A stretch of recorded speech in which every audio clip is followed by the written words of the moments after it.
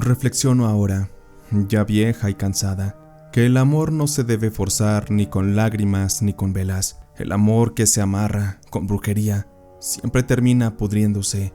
Yo lo aprendí demasiado tarde, y por querer ayudar a alguien que creí que lo necesitaba, creo que las cosas no me salieron como esperaba. Mi hija se llamaba Leti. Trabajaba de secretaria en una oficina pequeña, de esas donde las máquinas de escribir sonaban como llovizna de teclas. Aquellos eran los años 80 y la vida era bastante complicada. Mi Leti no era bonita según decía la gente. Una chica morena, flaquita, dientes chuecos y un lunar en la barbilla que a mí me gustaba, pero que a Leti le parecía horrendo.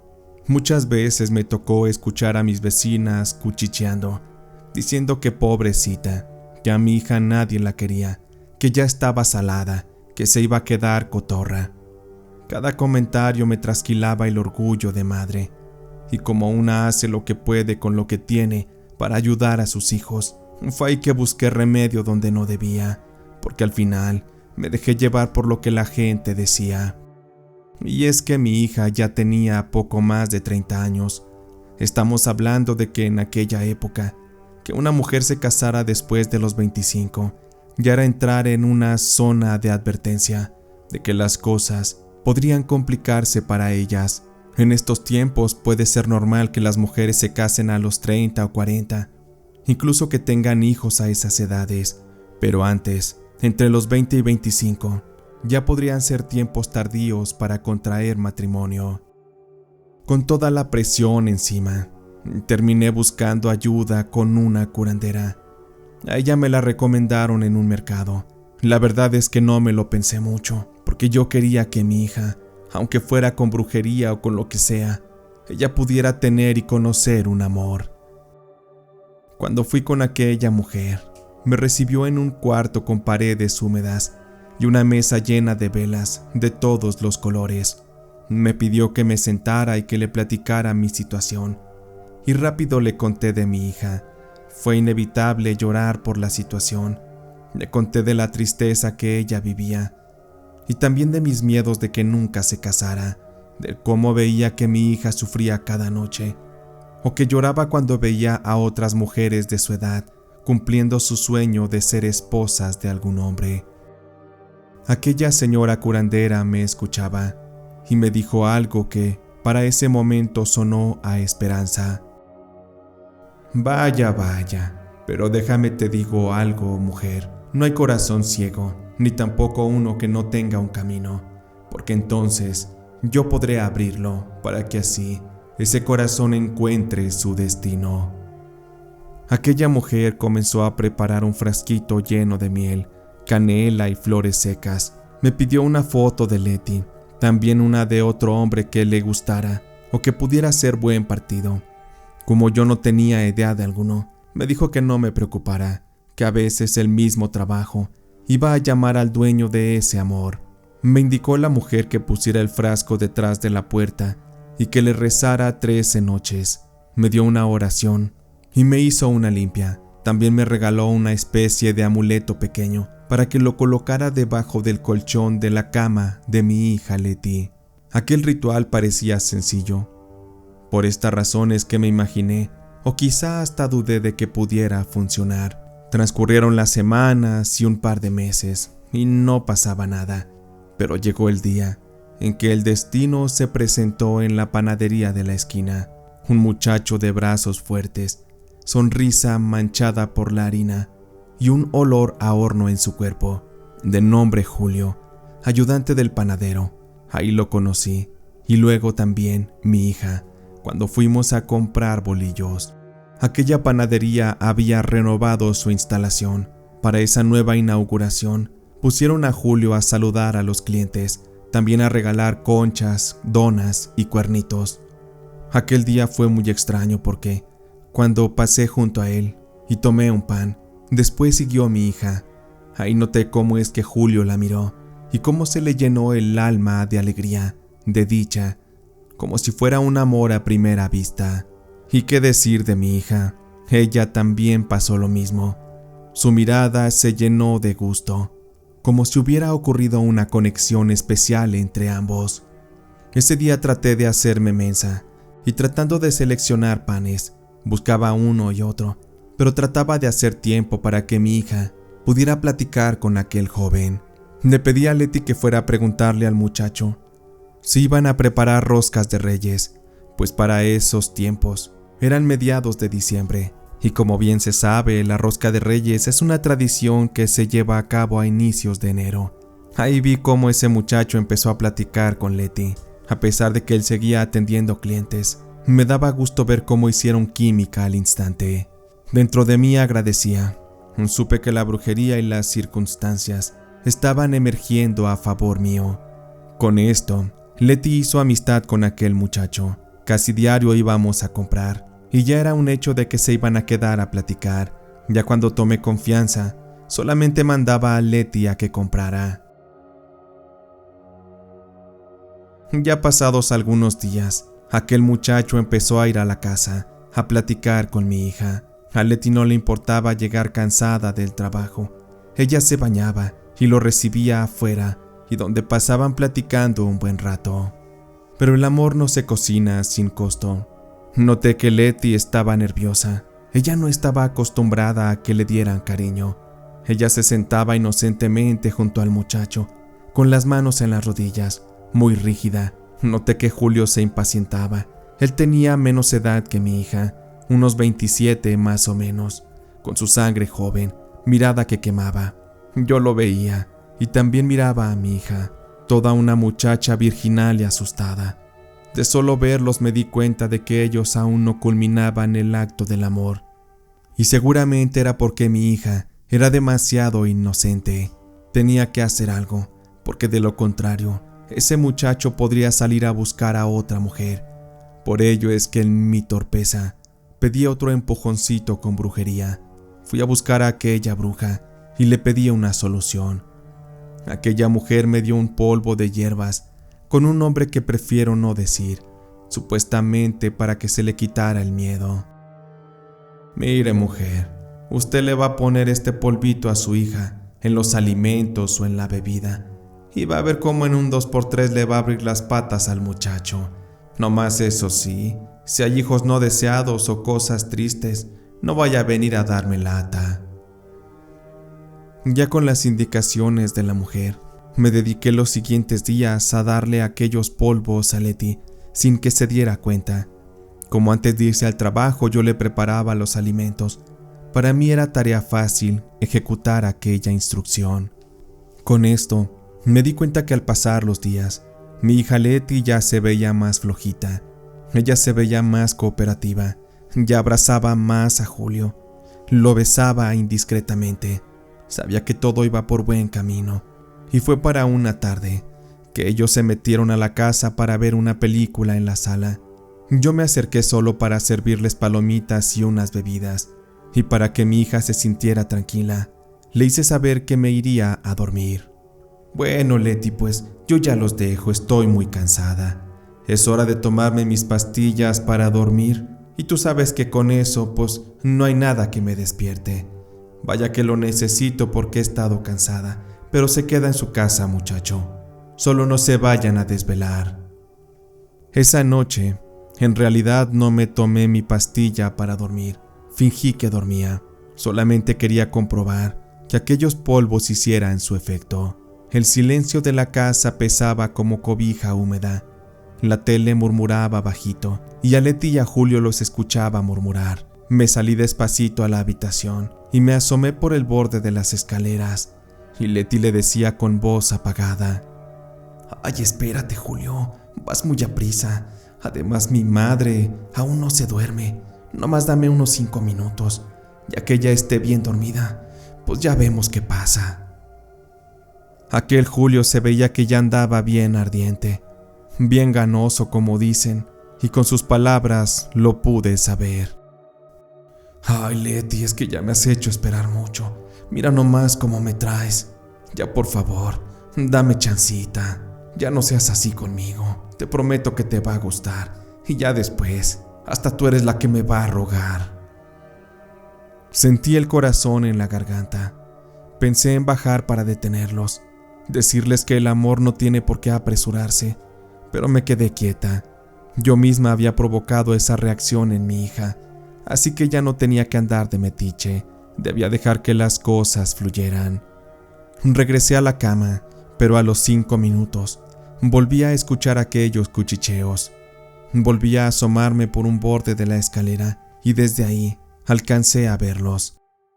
Aquello me dolió más que cualquier enfermedad. Me da mucha pena, pero mi hija tenía la cara completamente enrojecida, quizá por la emoción que sentía, por la intensidad. Ella estaba segura que yo dormía como una roca. Ni idea tenía que la estaba espiando. Me tocó ver cómo mi hija le tomó la mano al muchacho y la llevó a su pecho. Aquel joven empezó a desabotonarle la blusa muy despacito. Casi le arranca el sostén, a la vez que también se iba quitando las prendas. Me quedé muy impresionada, porque prácticamente estaba viendo cómo a mi hija, aquel muchacho le hacía el amor.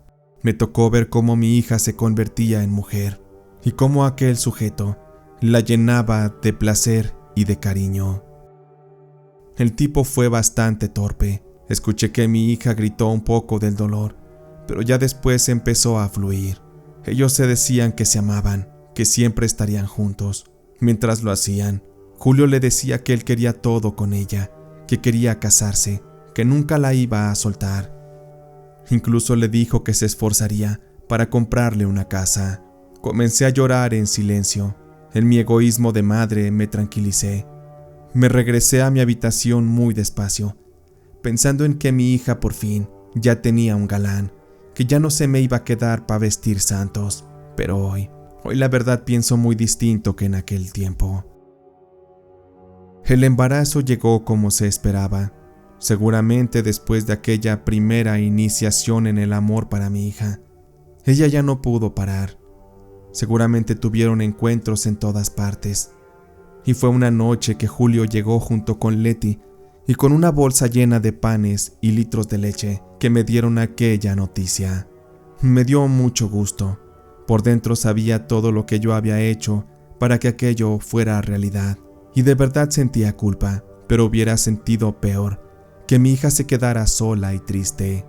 Vino la boda después ya muy apresurada. Mi hija no tuvo un vestido largo ni una iglesia llena. Todo fue muy sencillo. Invitamos a la gente más cercana, casi pura familia. No hubo músicos tocando en vivo, simplemente una grabadora con unos cassettes de música, un poco de mole con arroz, refresco de cola. Pero eso sí, se notaba mucho cariño entre los recién casados. Como Julio no tenía una casa, después de la boda se quedaron a vivir conmigo. Al principio todo parecía bien. Julio acariciaba la pancita de Leti antes de irse a trabajar. Dejaba algunas monedas en la mesa para los antojos de mi hija y también se despedía de mí amablemente. Él siempre hablaba conmigo con mucho positivismo y me decía que muy pronto podría juntar dinero para mínimo irse a rentar junto con mi hija. Yo asentía del entusiasmo de ese muchacho. También estaba orgullosa de mi obra, de la brujería que les hice, pero lo que no imaginaba es que la factura que el destino iba a cobrar ya venía en camino. El niño de mi hija nació sano, muy redondito, cachetón, pero eso sí, bien pinche chillón. De nombre le pusieron Iván. Para ese momento Leti dejó la oficina y se dedicó solo a la casa.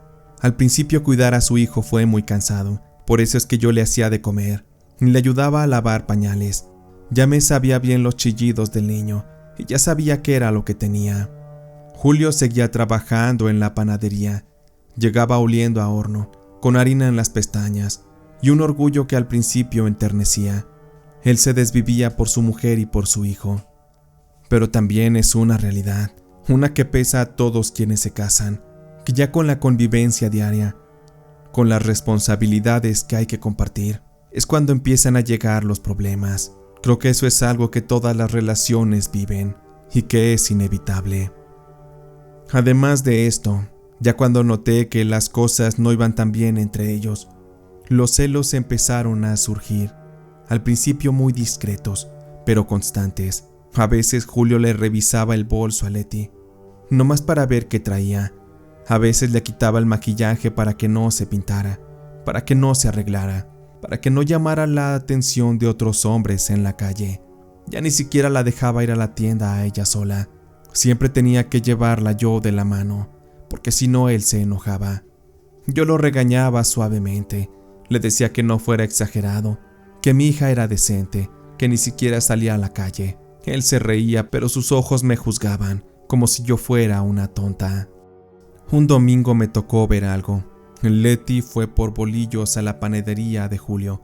Llevaba al niño en brazos.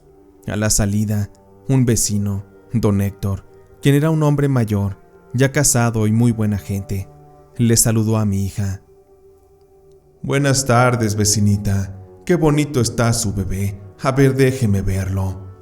Fue una charla bastante corta. Aquel señor se acarició solamente para pellizcar la mejilla del bebé, para conocerlo. Mientras tanto, Julio desde adentro de la panadería miraba por la ventana, muy enojado, porque salió como un toro enfurecido. De un jalón tomó a Leti del cabello. «¿Ya viste? Por eso no quiero que salgas. Luego te pones a coquetearle a cualquier cabrón. Y usted, pinche viejo, ya váyase pa' su casa, que usted es casado, no ande de rabo verde». Yo le pedía que la soltara, pero Julio la arrastró casi media cuadra y la metió a la casa, empujándola sin importar que ésta trajera abrazando al bebé.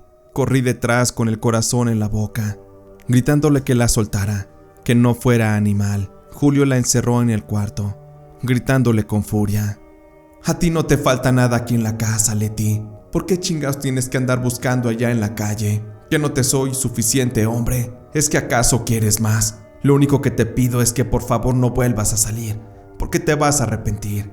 A mí no me vas a hacer quedar como pendejo delante de todos». Traté de calmar a Julio, pero este estaba cegado. No le conocía esa faceta. Es como si se le hubiera metido el diablo. Se regresó muy enojado a seguir trabajando.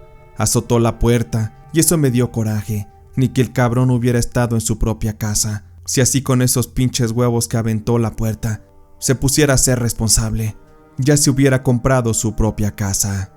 Esa noche cuando regresó, mi hija seguía triste y encerrada. No quería hablar conmigo. Seguramente estaba avergonzada. Cuando llegó Julio hablé con él. Le dije que mi hija era una mujer muy seria, que por favor no le amargara la vida, que los celos no eran amor. Pero él me miró con unos ojos bien torcidos y después me respondió: «Pues si no fuera por usted, yo ni habría conocido a su hija. Mire nomás cómo me hace sentir mal». Julio escupió al piso, como si no le importara lo que yo estaba diciendo, y sin ganas de seguir conversando, se metió a la habitación con mi hija y se encerró. Fue imposible que el control se volviera costumbre. Leti dejó de usar falda, se cortó el pelo. Me pidió que fuera yo a la tienda para no provocar pleitos. Si alguien tocaba a la puerta, Julio abría. Si sonaba el teléfono, él contestaba. Él argumentaba que no era desconfianza, sino que el mundo estaba lleno de maldosos. Traté de interceder nuevamente con brujería. Si aquellas prácticas me habían llevado a unir ese matrimonio, me di cuenta de que lo mejor era intentar separarlos. Volví con la curandera. Le conté que Julio estaba extremadamente apasionado, obsesionado y enfermo, pero aquella mujer, con una frase fue que apagó mis esperanzas. «Yo lo siento mucho, mujer. Tú querías que alguien amara intensamente a tu hija, y ahí lo tienes. Los amarres de brujería no saben de puntos medios. Por eso te advertí desde el principio que lo pensaras bien. Lamento ya no poder ayudarte, porque aparte de que ya no es posible, ya no quiero. No puedes estar jugando con la vida de los demás y usar la brujería de una manera tan irresponsable». Con esto sabía que la situación estaba perdida. Julio se empezó a volver agresivo, incluso conmigo.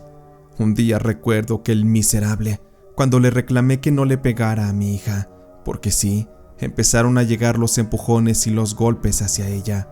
Julio me tomó del cabello, me jaloneó y entonces me gritó: «Mire nomás usted, pinche vieja amargada, ya me tiene hasta la madre. que no sabe hacer otra cosa que andar de pinche metiche. Yo sé que estamos viviendo en su casa, pero al final de cuentas, Leti es mi mujer y mi matrimonio es parte de mi vida. Y si usted se mete, pues a usted también me la voy a chingar. En ese momento supe que las cosas ya no estaban a mi alcance, que tenía que hacer algo, arrebatar a mi hija del control de aquel maldito. Tenía que pensar en algo, y fue en esos días que hablé con una hermana. Ella vivía en otra ciudad y había estado pensando en llevarme a Leti, a escondidas de ese miserable, para que cuando llegara a la casa no nos encontrara. Cuando le platiqué este plan a Leti, ella me dijo que sí, que quería largarse, que el miedo ya era más grande que el amor que sentía por su marido, y todo marchaba bien. Aquel plan lo estábamos manejando muy por debajo del agua, con mucha discreción. Sin embargo, para una noche, Julio llegó muy molesto, porque Leti no le había preparado de cenar tal y como a él le gustaba. Julio ya era un miserable, era un hijo de la chingada, que nada le complacía. Yo no entendía cómo es que aquel amarre de amor lo había retorcido a tal grado. En algo se me debió haber pasado la mano. En aquella discusión, Julio cacheteó a Leti, y esta muy enojada lo amenazó. Ya no te soporto, Julio. ¿Por qué no te largas? ¿Por qué no nos dejas? Lo único que nos traes aquí son tristezas y golpes. Ya no eres aquel hombre de quien me enamoré. Has cambiado mucho, y aunque aún siento que te amo, te quiero muy lejos. Así que, Julio, o te vas, o yo voy a buscar la manera de largarme de aquí, junto con mi hijo, y te aseguro que nunca más lo volverás a ver. Aquella noche se hizo un conflicto entre ellos muy grande. Apenas yo quise entrar, y Julio me empujó. Me caí al suelo, y el dolor en la espalda me hizo muy difícil el tratar de levantarme. Leti trató de ver qué me pasaba, pero Julio la detuvo, la aventó a la cama y cerró la puerta. Ya nomás escuché cómo se la fregó. A mí ya no me quedó más que subirme al cuarto y tratar de descansar. Me tomé unos analgésicos para el dolor, porque el golpe me seguía doliendo. No supe en qué momento me quedé bien dormida, me quedé bien perdida. Cuando abrí los ojos ya había amanecido, y alguien estaba golpeteando la puerta de la calle con mucha fuerza, con gran insistencia.